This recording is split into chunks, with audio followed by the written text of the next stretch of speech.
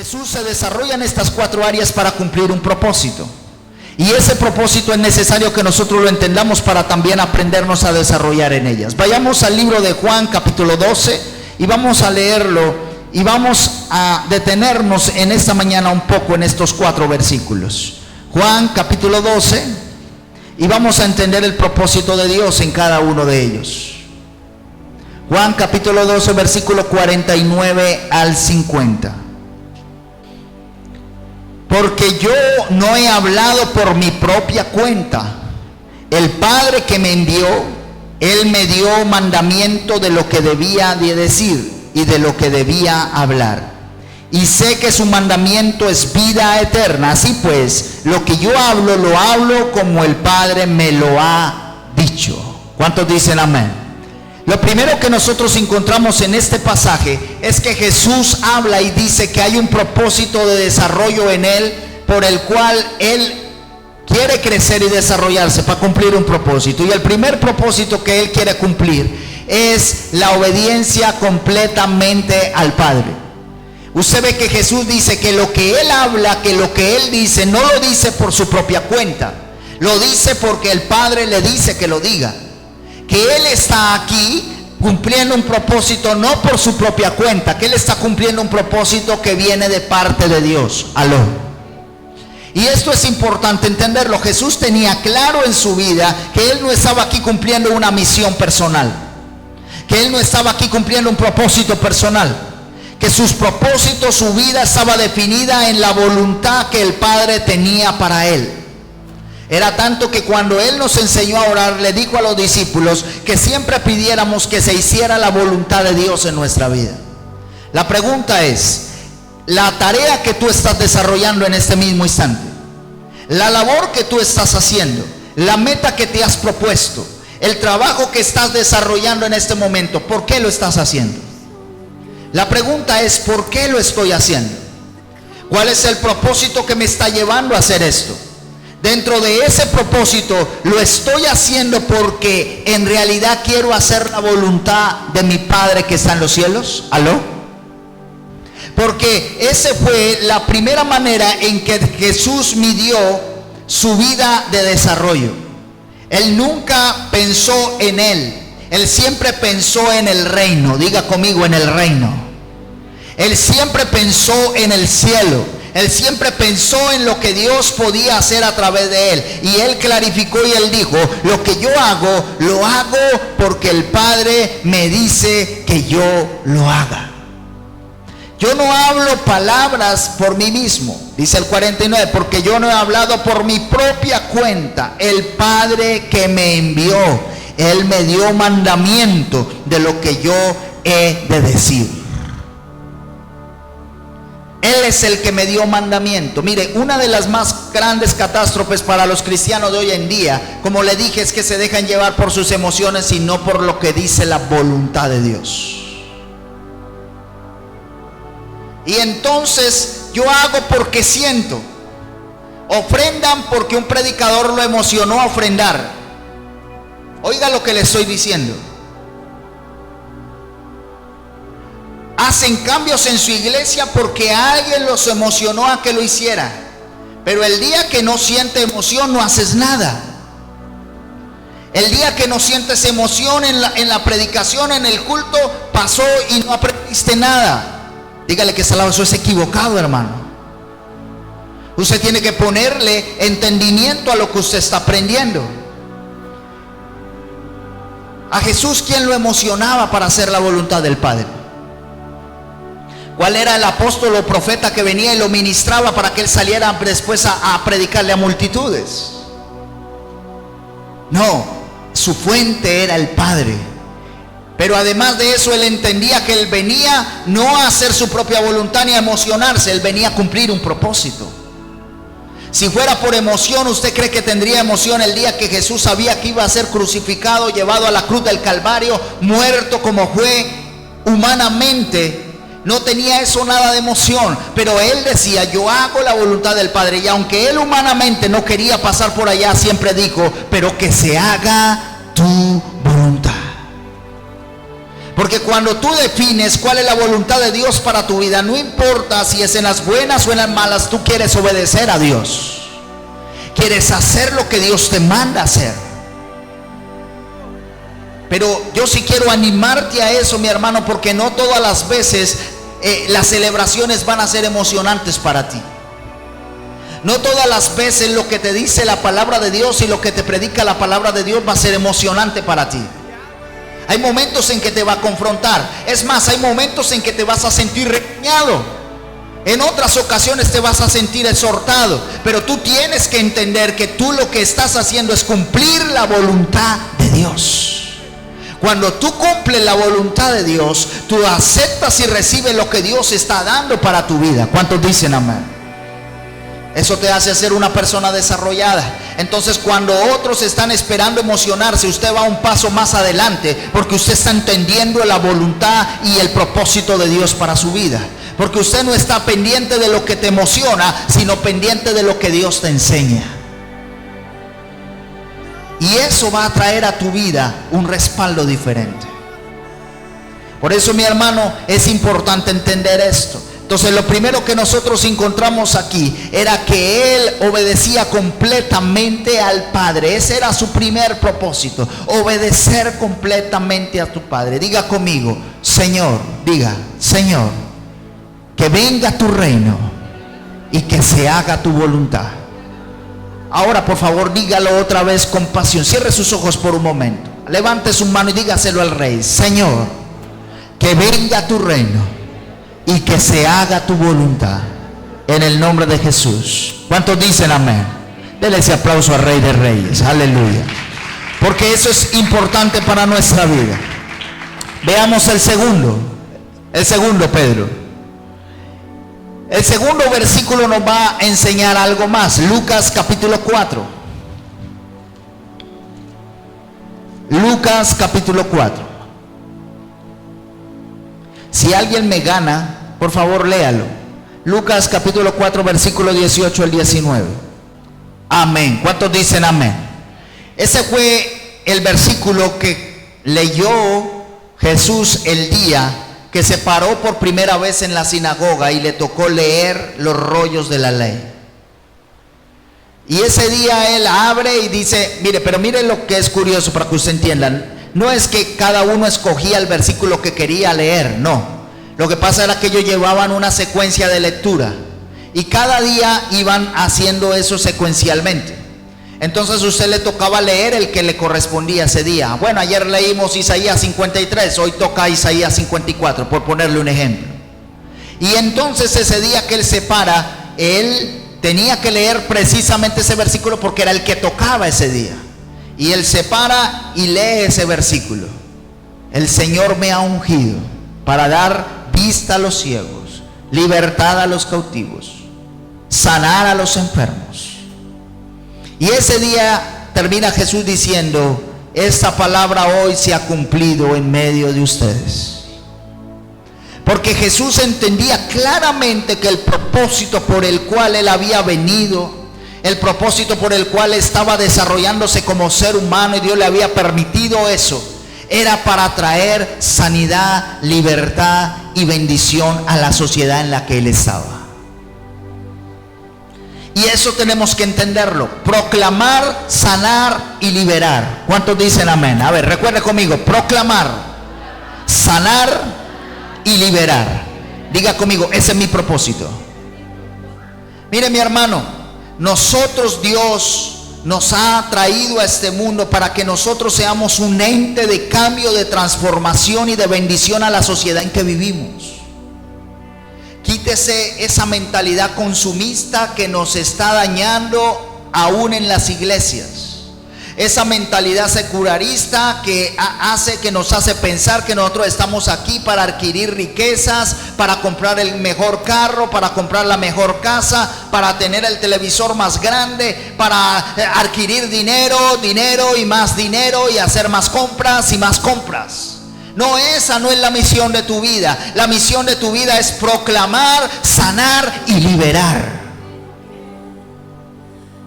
Esa es la misión de la vida de aquellos que estamos en este mundo. El llevarnos a una sociedad consumista nos ha hecho, mi hermano, egoístas.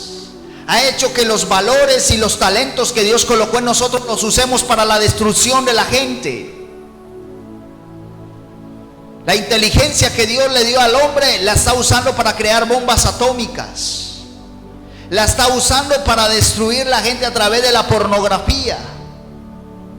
La capacidad que Dios le dio al hombre para crear cosas la está usando para destruir la naturaleza. Y ahora estamos asustados por el calentamiento global. Pero es que hemos sido malos mayordomos y hemos hecho algo equivocado y nos hemos desviado del propósito de Dios para nuestra vida. Tu propósito en esta tierra es traer bendición a través de lo que Dios te ha dado a tu vida. Jesús lo tenía claro.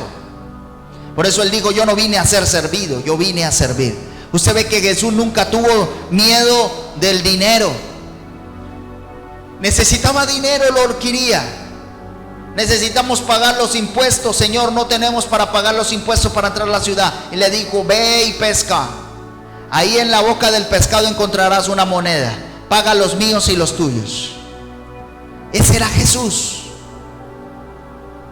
Él sabía que si él cumplía el propósito de Dios, Dios siempre le iba a dar lo que él iba a necesitar. ¿Me está escuchando, mi hermano? Que Dios nunca, lo que su padre nunca lo iba a dejar en vergüenza. Siempre le iba a proveer lo que él necesitara. ¿No es ese mismo Jesús que le dio a comer a más de 5,000? ¿Ha podido usted hacer eso algún día, hermano? ¿Usted le ha podido dar comida a 5,000 personas? No piensa que usted comienza a pensar en los números, ¿no? ¿Cuánto me gastaré yo para darle comida a 5,000? A Jesús eso no le interesaba. Le digo a los apóstoles: por favor, denle de comer. ¿A cuántos les había gustado ser discípulos de Jesús? Y que el Señor le diga: vea, muchachos, necesito que me le den de comer a esa loma. ¿Qué hace usted? Démele de comer a esa loma. Pero el Señor siempre desafiaba la fe para que entendiera que a ti no te domina lo material, lo físico. Tú no debes tomar control de eso. Dios siempre va a tener la respuesta y los recursos que tú necesitas para hacer la obra de Dios y el propósito de Dios en tu vida, mi hermano. Eso es una persona desarrollada, no el que se deja dominar, no el que lo controla las deudas, no el que lo controla la tarjeta de crédito, no el que lo controla el comercio, no el que lo controla el internet. No, eso no es una persona desarrollada. Esa es la idea que nos ha metido el mundo de hoy en día. Y cree que somos desarrollados porque nos domina el internet, nos dominan las tarjetas de crédito, nos domina el comercio, nos domina la rumba, nos domina el trago, entonces somos desarrollados. Mentiras del diablo. Una persona desarrollada es la que sabe qué le ha dado Dios, qué le ha entregado y lo maneja bajo el propósito de Dios para su vida. Bendice su familia, sus generaciones, lo que tiene. Y eso es lo que usted tiene que hoy asumir. Su tarea es proclamar, sanar y liberar. Dios quería que cuando usted fuera, caminara por donde usted anduviera, trayera sanidad, bendición a su vida. ¿No lo hizo Jesús? Iba por la calle, veía a un leproso, era sano. Un paralítico y era levantado. Un cobrador de impuestos como Zaqueo le decía: baja de allí porque hoy ha llegado la salvación a tu casa, Zaqueo. Ese era Jesús. Y después bajo eso hacía que una sociedad fuera sana. Yo en estos días recordaba: mira, Jesús causó tanto impacto. ¿Se imagina el impacto que pudo haber causado en la región donde vivía Zaqueo? Cuando Zaqueo comenzó a decir: Señor, voy a devolver 4 veces lo que he quitado a alguien. Las filas de personas en la casa de Zaqueo reclamando lo suyo. Y todo el mundo diciendo: hermano, tengo plata. Zaqueo me devolvió lo que me había quitado en impuestos. Y todo gracias ¿a quién? A Jesús. A Jesús, que había ocasionado un desarrollo y una impresión en cada uno de los puntos de la sociedad donde él estaba impreso. Por donde caminaba, proclamaba el reino. Por donde caminaba, traía sanidad. Por donde caminaba, traía liberación. Ese es el tipo de desarrollo que Dios está esperando para la iglesia de Jesucristo. Que la iglesia camine y proclame, que la iglesia camine y sane, que la iglesia camine y libera. ¿Cuántos están dispuestos a eso? Eso es la iglesia de Jesucristo. Y eso es lo que Dios nos ha llamado a hacer. Amén. Avancemos al siguiente versículo. Mateo 4, 23 al 24. A ver los buscadores de la palabra, ayúdenme. Mateo 4, del 23 al 24. ¿Alguien lo tiene? Aleluya. ¿Cuánto dan gloria a Dios por eso? Dice que Jesús proclamaba, expresar en palabras y acciones el reino de Dios. Jesús proclamaba el reino, pero no solamente hablaba del reino, sino que Él accionaba en el reino. ¿Cuántos dicen amén? Mire, quiero que usted entienda algo. En el reino de Dios no hay enfermedad. En el reino de Dios no hay endemoniados. En el reino de Dios no hay pobreza. ¿Usted se imagina la pobreza en el cielo? Calles de oros, mar de cristal. ¿Aló? En el reino de Dios, mi hermano, no hay lunáticos. Y usted ve que claramente el versículo dice que Jesús proclamaba el reino de Dios. Pero no solamente con palabras, sino sanando, liberando, trayendo bendición a la gente, cambio, transformación.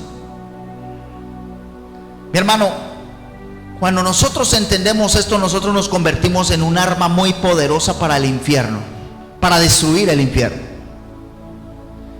Y el infierno va a intentar atacarnos por causa de esto, porque estamos entendiendo esto.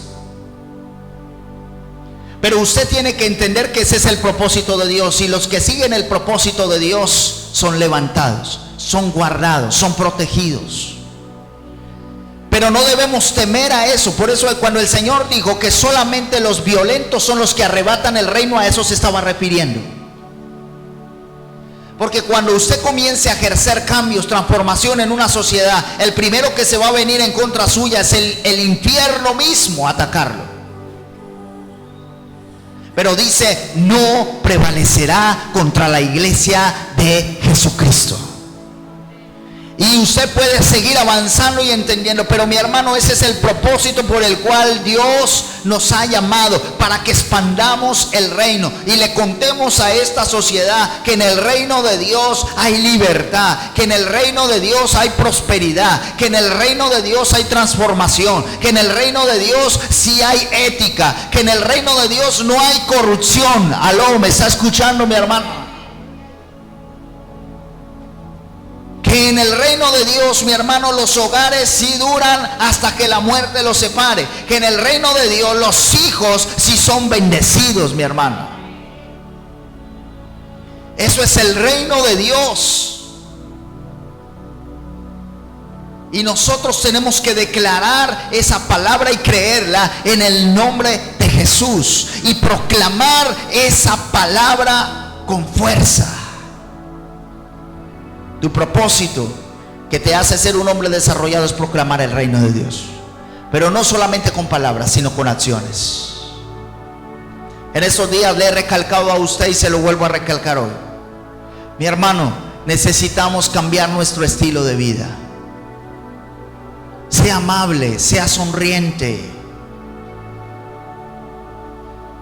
Que cuando se oiga hablar de usted, digan a personas inteligentes, porque dice cosas inteligentes, porque es amable, porque es correcto, sabes hacer negocio con él, es bueno, es una persona correcta, dice paga tal día y ese día paga. Aló, ¿me está escuchando, mi hermano? La gente ya no está esperando tanto sermón. Ay, Cristo te ama, ay, Cristo es maravilloso, ay, Cristo es grande. Y cuando va a relacionarse con usted, Él no está viendo al Cristo grande, ni al Cristo maravilloso, ni al Cristo hermoso que usted le está predicando. Jesús no se encargó solamente de decirlo, sino que lo accionó con su vida. La gente no aceptaba a los leprosos, no los tocaba. Jesús iba y los tocaba y le decía, sé sano. Y le enseñaba a la gente con ese acto que en el reino de los cielos es para todos. ¿Aló? Que en el reino de los cielos no hay gente menor o mayor, que son todos. Y así es, mi hermano, esa era la acción del reino de los cielos. Esa era la acción del reino de los cielos. Pero nosotros muchas veces estamos haciendo lo equivocado, porque estamos hablando y predicando y haciendo tantas cosas y diciendo tantas cosas tan bonitas de la Biblia que las repetimos como si fuera un loro, pero no las practicamos. Mi hermano, por eso yo se lo digo en el nombre de Jesús. Queremos transformar esta sociedad, queremos cambiar, queremos ser personas desarrolladas en esta sociedad, queremos ser personas que dejen huella en esta sociedad. Practiquemos el reino de los cielos. Hablemos y accionemos el reino de los cielos. Pastor, pero ¿qué hago? Yo también tengo tentaciones, yo también tengo luchas. Yo sé, mi hermano, ¿usted cree que Jesús no tuvo tentaciones? No fue tentado por el mismo diablo. Pero ¿cómo contestaba siempre Jesús? Con la palabra. Dígale que está al lado, sea inteligente, usa la palabra. ¿Cuántos dicen amén? Yo sé que tú estás siendo tentado todos los días. Yo sé que tú estás siendo probado todos los días. Que el diablo te está colocando cascaritas todos los días. Yo lo sé, mi hermano, porque también lo hace conmigo. Pero esa no es excusa, mi hermano, para que nosotros no practiquemos el reino de Dios. Practícalo y el diablo huirá de ustedes. Resístelo y el diablo huirá de ustedes. Pero tienes que mantenerte en esa acción del reino de los cielos. Veamos el último. Mateo 20, 25 al 28. Mateo 20, 25 al 28. Entonces Jesús, llamándolos, dijo: sabéis que los gobernantes de las naciones se enseñorearán de ellas, y los que son grandes ejercen sobre ellas potestad. Mas entre vosotros no será así, sino que quien quiera hacerse grande entre vosotros será vuestro servidor, y el que quiera ser el primero entre vosotros será vuestro siervo. Como el Hijo del Hombre no vino para ser servido, sino para servir y para dar su vida en rescate por muchos. Ok, muy bien. ¿Cuántos dicen amén? ¿Está claro? El Señor dice: mire, allá afuera en el mundo usted encuentra que lo que usted ve es que aquellos que son grandes no le sirven a nadie, que toman dominio y control sobre la gente, que quieren controlar y manipular a la gente porque son la autoridad. Pero dice: entre ustedes no será así. Diga conmigo: en el reino no es así. Diga: en el reino de los cielos no es así. ¿Cuántos dicen amén? Sino que dice: el que quiere ser el mayor entre ustedes será ¿qué? El servidor de todos. Y el que quiere ser el primero entre ustedes tiene que servir al resto. Lamentablemente, por algún tiempo en la iglesia del Señor se estaba perdiendo este principio. Y estábamos encontrando, mis hermanos, y con mucha tristeza y dolor, aún que nosotros mismos los pastores nos estábamos creyendo importantes. Pero aquí el único importante es Cristo. Y nos habíamos olvidado en la tarea de servir. Y la sociedad nos daba duro. Y entonces ya miraban a los pastores como el rico, como la persona que tiene tremenda camioneta. Yo no estoy diciendo que eso sea malo, pero era que acompañado de la tremenda camioneta estaba acompañando el pastor que no saludaba, el pastor que no lo tocaban las ovejas, el pastor que no podía acercarse a los hermanos de la iglesia. Y eso sí lo critico, porque eso no era Jesús. Eso no era Jesús. Jesús podía estar rodeado de 5,000 y el que se quisiera acercar se podía acercar a él. Él no estaba montado en qué, en una mula o en burro, que era la limusina de la época, y nadie lo tocaba, y los apóstoles con espadas: no se acerque.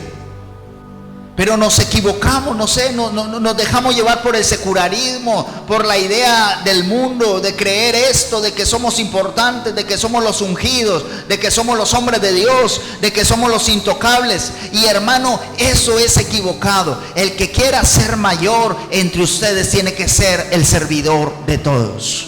Jesús entendió que uno de los propósitos por el cual Él se estaba desarrollando como persona, como ser humano, como hijo de Dios, era servir a los demás. Servir a los demás. Y tú tienes que aprender a servir al otro. Tienes que aprender a dar de lo que tú tienes. Sírvele a las personas que están a tu lado sin esperar a cambio nada. Por eso yo he emprendido una tarea con la iglesia, con ustedes. Y quiero que la iglesia aprenda a que debemos a veces servirles a aquellos que no nos van a dar nada. Mire, nosotros nos hemos equivocado en que aún hemos cerrado nuestras propias ayudas solamente a los que estamos aquí adentro. Y yo sé que no tenemos muchos recursos, yo lo sé. Las iglesias cristianas a veces no tenemos tantos recursos para ayudar a tanta gente como quisiéramos. Pero tenemos que empezar aunque sea por pequeñas cosas. El mes pasado llevamos un mercado a una de las fundaciones del sector. Ninguno de ellos se congrega en esta iglesia. Ninguno viene.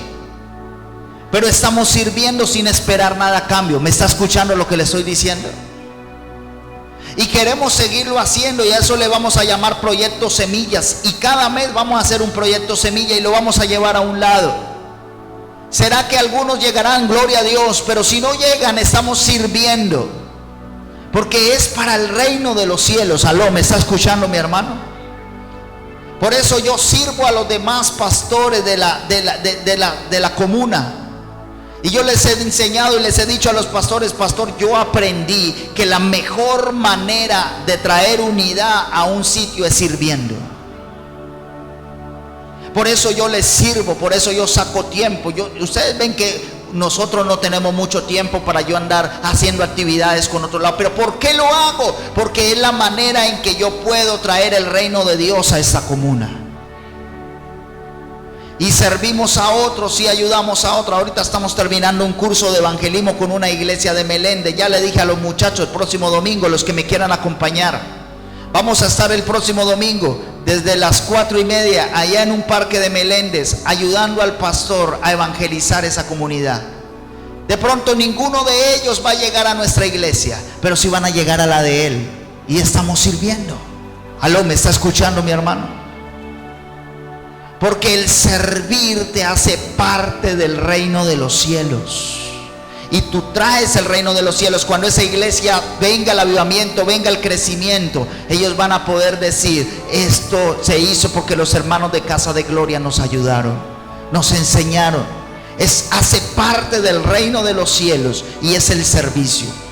Y el mismo Señor dijo: por eso el Hijo del Hombre no vino a ser servido, sino a servir y a dar la vida por muchos, a dar la vida por ti, por mí. Ese es el servicio. Entonces, ¿quieres ser una persona desarrollada? Usa esas 4 áreas, pero también entiende el propósito, como tú puedes desarrollarte a través de esas 4 áreas. ¿Se acuerda cuál es el primero? Obedecer a Dios. Diga conmigo: hacer la voluntad de Dios. ¿Cuál es el segundo propósito? Proclamar, sanar y liberar. ¿Cuántos dicen amén? ¿Cuál es el tercer propósito? Traer el reino de los cielos, ¿cierto? El reino de Dios a este lugar, no solamente de palabras, sino en acción. Establecer el reino de Dios. Que venga tu reino. ¿Cuántos dicen amén? Acuérdense a través de esa frase: que venga el reino de Dios. Y cuarto, servir. ¿Cuántos dicen amén? Servir. Dios quiere que hagas eso, que sirvas, que entiendas el trabajo que estamos haciendo. Esta es una iglesia servidora, y yo quiero que esta iglesia cada día aprenda a servir más y más. Yo creo que yo buen ejemplo les he dado de servicio. Ustedes ven que su pastor no tiene problema en agarrar un trapero y trapear, una escoba y barrer. Y quiero que usted aprenda eso, que aquí no hay elitistas, aquí no hay mejores que otros. Aquellos que estamos en mejor autoridad es para servirles a los otros, a los que están en menos. Y cada uno de nosotros entendamos eso en el Señor. Y de esa manera vamos a hacer el verdadero reino de los cielos en este lugar. Tenemos que cambiar esta sociedad, mi hermano. Tenemos que transformarla. Esta sociedad nos dicen que los que son políticos, que los que deberían servirnos y que les hemos dado la oportunidad de ir al Senado, a la Cámara, para que traigan bienestar a nuestra sociedad, son los que más nos roban. Son los que están mirando su beneficio propio. Son los que se están robando la salud, se roban los dineros para las vías, para los puentes. Qué triste, mi hermano, porque en Colombia no se ha enseñado la cultura del servicio. ¿Cree usted que Colombia necesita escuchar que de aquellos que están en autoridad es para servir? Así como lo enseñó el reino de los cielos y lo enseñó Jesús. Son principios que debemos extender. Mire que nosotros tenemos la palabra de cambio para esta sociedad. El mensaje que Colombia necesita. Por eso, mi hermano, tenemos que ser influencia. Jóvenes, levántense, desarróllense, sean sabios, adquieran sabiduría, prepárense, tomen carreras universitarias, porque los necesitamos con esos principios allá en los puestos de gobierno. Los necesitamos con esos principios en los puestos de gobierno. Crezcan, desarróllense. Necesitamos deportistas que cuando vayan se den cuenta la gente que son deportistas, pero íntegros, no orgullosos, altivos, porque son los más hermosos, los más musculosos, los más exitosos, sino porque son servidores del reino de los cielos. Apliquemos esto. Piense, ¿cómo puedo yo hacer para traer esto a mi vida y traer desarrollo en mi familia? ¿Qué cosas hacen falta? Piense por un momento en estas 4 áreas en las cuales usted debería crecer, que es el ideal en el que debemos crecer. Sabiduría. ¿Cuál es la otra área? Se me va. Sabiduría en la área física, crecimiento físico. En el área espiritual, crecimiento espiritual. Y en el área relacional, crecimiento en relación con otros. Tal vez Dios lo puede estar retando esta semana para que usted por primera vez salude a su vecino. Salude al vecino y se levante temprano y vaya al lado y le diga: vecino, buenos días, Dios lo bendiga, con una sonrisa en la cara. A veces no se necesitan tantas cosas. Empiece por lo pequeño y después vaya a lo más. Tal vez Dios lo está retando hoy para que usted llegue a su casa y por primera vez, mi hermano, usted le diga a sus hijos después de mucho tiempo: hijos, los amo, ustedes son lo mejor que Dios me ha dado.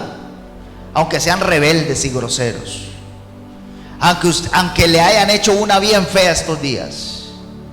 Pero ¿sabe por qué? Porque esas son las palabras que traen bendición y cambio en una sociedad.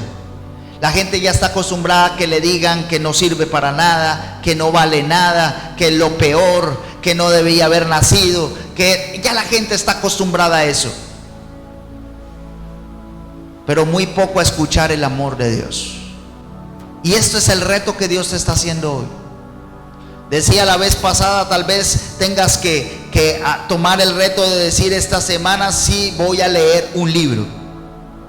Voy a comenzar a leer un libro, aunque sea una página diaria. No se ponga una tarea tan grande. No, yo voy a leerme un libro en un día. Mentiroso, usted no se lee un libro un día. Si nunca se ha leído un libro, menos ahora se va a leer uno en un día. No, aunque sea, póngase una meta y diga: hoy leo una página de un libro. Y así va desarrollando y va desarrollando hasta que usted se convierta en un lector. ¿Cuántos dicen amén? Somos muy malos lectores, no leemos, mi hermano, y por eso no nos capacitamos y no tenemos bendición en nuestra vida. Tal vez Dios lo está retando a eso. Esta semana sí voy a leer, aunque sea un versículo de la Biblia, para crecer espiritualmente. ¿Aló? Sí voy a leer un versículo de la Biblia. Diga: esta semana sí lo leo. Diga: esta semana sí lo leo, en el nombre de Jesús. leo un versículo de la Biblia, abro mi Biblia y la leo. Yo sé que hay algunos que solamente cogen la Biblia el domingo. Tranquilo, mi hermano, que yo sé que eso pasa. Yo sé a quién tengo como ovejas. Pero yo lo estoy retando, no lo estoy juzgando, lo estoy retando. Salga de allí, salga de su zona de confort y vaya un nivel más. ¿Cuántos dicen amén? Y cambie hoy su estilo y lea algo de la semana. Lea aunque sea un versículo.